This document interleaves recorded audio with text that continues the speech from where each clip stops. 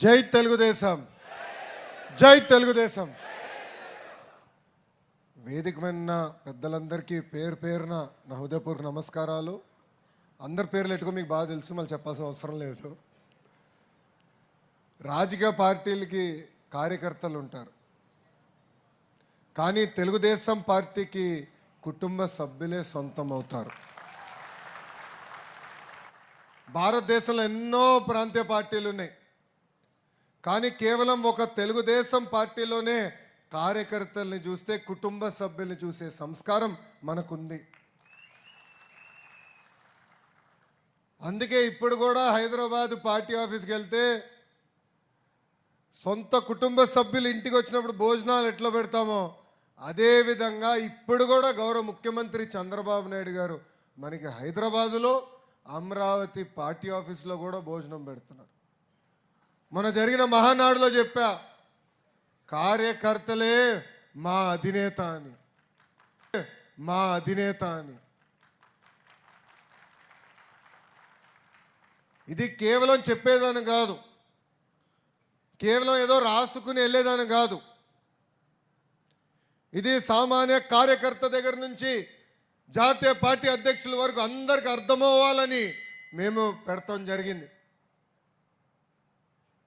కొంతమంది నాయకులు వస్తారు వెళ్తారు, కానీ కార్యకర్తలే తెలుగుదేశం పార్టీకి సొంతం.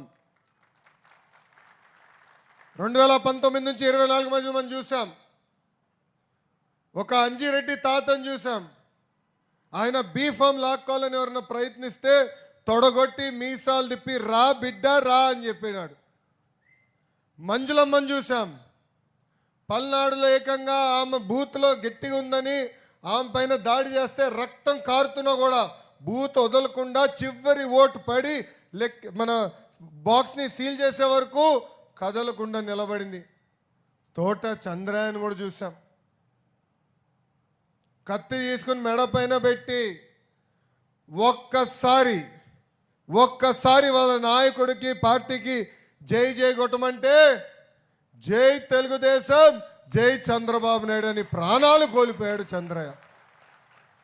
అందుకే నేను గర్వంగా చెప్తున్నా, భారతదేశంలో ఏ రాష్ట్రంలో కానీ దేశంలో కానీ ఎక్కడ లేని విధంగా కొత్త చట్టం మేము తీసుకొచ్చాం. ఇట్లా ఫ్యాక్షన్ దాడిలో ఎవరిని చనిపోతే ప్రభుత్వ ఉద్యోగం కల్పిస్తామని మేము తీసుకొచ్చాం. తోట చంద్రయ్య కొడుక్కి ఉద్యోగం ఇప్పించే బాధ్యత నేను వ్యక్తిగతంగా తీసుకున్నా. ఇది మనందరికి ఉన్న అనుబంధం, ఇది తెలుగుదేశం పార్టీ. గడిచిన 5 సంవత్సరాలు అడ్డాం, కేసులు కూడా పెట్టించుకున్నాం. నేను నిన్న కలెక్టర్ కాన్ఫరెన్స్లో నవ్వుతా చెప్పా ఒక పోలీస్ సోదరుడికి, మన హోంమంత్రి గారు కూడా తల్లి వీలే కేసులు మన పైన పెట్టారు, టైం ఇస్తున్నా తొందరగా కేసులు తీయమని చెప్పని కూడా అదే అధికారులకు నేను చెప్పా. మీ అందరి త్యాగాల వల్ల భారతదేశ చరిత్రలో ఎక్కడ జరిగిన విధంగా 175 స్థానాలలో 164 స్థానాలు మనం కైవసం చేసుకున్నాం. వైనాట్ 175 అన్నవారు టీమ్ 11కే పరిమితం అయిపోయే పరిస్థితి మనందరం కూడా చూసాం.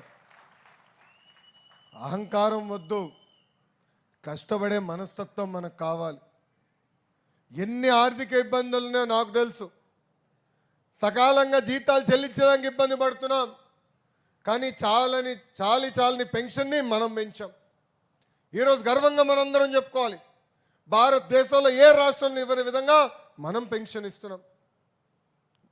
ప్రతి వృద్ధుడికి 4,000 రూపాయలు, వికలాంగులకి 6,000 రూపాయలు, బెడ్కి పరిమితం అవుతే 15,000 రూపాయలు ఇచ్చిన ఏకైక రాష్ట్రం ఆంధ్ర రాష్ట్రం. తల్లికి వందనం అవుదన్నారు, చేసి చూపించాం. ఇంట్లో ఎంతమంది పిల్లలున్నా అంతమంది పిల్లలకి ఈరోజు తల్లికి వందనం ఇస్తున్నాం. ఆనాడు చెప్పాం, మహిళలు ఉచితంగా బస్సులో ప్రయాణించే హక్కు కూడా కల్పిస్తా ఉన్నాం, కల్పించాం. ఈరోజు ఉచితంగా గ్యాస్ సిలిండర్లు అందజేస్తున్నాం. ఇట్లా ఇచ్చిన ప్రతి హామీ నిలబెట్టుకుంది మన కూటమి ప్రభుత్వం. చాలామంది అన్నారు డిఎస్సి అవుతుందా, చేయగలుగుతాడా అని. 150 రోజుల్లో నోటిఫికేషన్ ఇచ్చి ఆఫర్ లెటర్లు వాళ్ళ చేతుల్లో కూడా పెట్టిన ఘనత మన కూటమి ప్రభుత్వం. 1000 కాదు, 2000 కాదు, 16,000 ఉపాధ్యాయుల పోస్టులు. నిన్నగాక మొన్న మనం చూసాం. గౌరవ ముఖ్యమంత్రి చంద్రబాబు నాయుడు గారు, గౌరవ ఉప ముఖ్యమంత్రి పవన్ అన్న, మన హోంమార్చులు అనితమ్మ ముగ్గురు కలిసి సుమారుగా 6,000 మంది పోలీస్ సోదరుల చేతిలో కూడా మనం లెటర్ పెట్టే పరిస్థితికి వచ్చాం. ఇవన్నీ ఒక పద్ధతి ప్రకారం మనం తీసుకెళ్తున్నాం. ఎప్పుడు లేని విధంగా పెట్టుబడులు వస్తున్నాయి. అందరికి తెలుసు రాష్ట్రం కష్టాల్లో ఉంది, రాష్ట్రం ఇబ్బందుల్లో ఉంది. కానీ ఆంధ్ర రాష్ట్రానికి ఒకటి ఉంది, అది బ్రాండ్ చంద్రబాబు నాయుడు గారు. నేను ఈరోజు ఏ కంపెనీకి వెళ్ళినా, ఏ దేశానికి వెళ్ళినా తలుపులు తెరిచి రండి కూర్చోండి, ఏం చేయొచ్చు అని అడుగుతున్నారు. ఆంధ్ర రాష్ట్రానికి పెట్టుబడులు ఎట్టబెట్టాలో చెప్పండి అని అడుగుతున్నారు. అందుకే ఆయన ఉన్నారు కనుకనే మనం పరిగెత్తుకుంటూ వెళ్ళగలుగుతున్నాం. వాసు చెప్పినట్లు మేమందరం మిసైల్స్ అమ్మా. బాబు గారు లాంటి పెద్దవారు మాకు జీపీఎస్, అంటే సరైన దారిలో వెళ్తున్నామా లేదా. సీనియర్లు జూనియర్ని సమానంగా గౌరవిస్తా, కానీ పనిచేసిన వాళ్ళనే నేను ప్రోత్సహిస్తా. చాలామంది కార్యకర్తలు పాదయాత్రలో నన్ను కలిసినప్పుడు అడిగారు, పనిచేసే వాళ్ళకి పని చేయని వాళ్ళకి తేడా ఏంటి సార్ అన్నారు. మీరు ఫోటోలు ఎక్కువ దిగితే ప్రాధాన్యత ఇస్తాను, మీరు ఇస్తారు కదా అని అన్నారు. అప్పుడు వాళ్ళు చెప్పా, అందుకే ఒక యాప్ తీసుకొచ్చా. ఎవరు పని చేశారు ఎవరు పని చేయలేదో బటన్ నొక్కితే తెలుసుకునే విధానం తీసుకొచ్చా.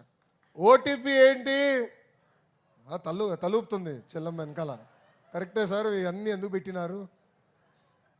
ఎవరు పని చేశారు ఎవరు పని చేయలేదో ఈరోజు మేము తెలుసుకోగలుగుతున్నాం.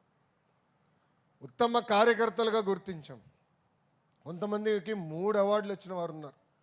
వాళ్ళందరినీ గుర్తించి నామినేటెడ్ పదవుల్లో కానీ పార్టీ పదవుల్లో కానీ రాబోయే రోజుల్లో పార్టీలో పైకి తీసుకెళ్లే బాధ్యత మీ లోకేష్ తీసుకుంటాడని ఈ సభాముఖం నేను హామీ ఇస్తున్నాను.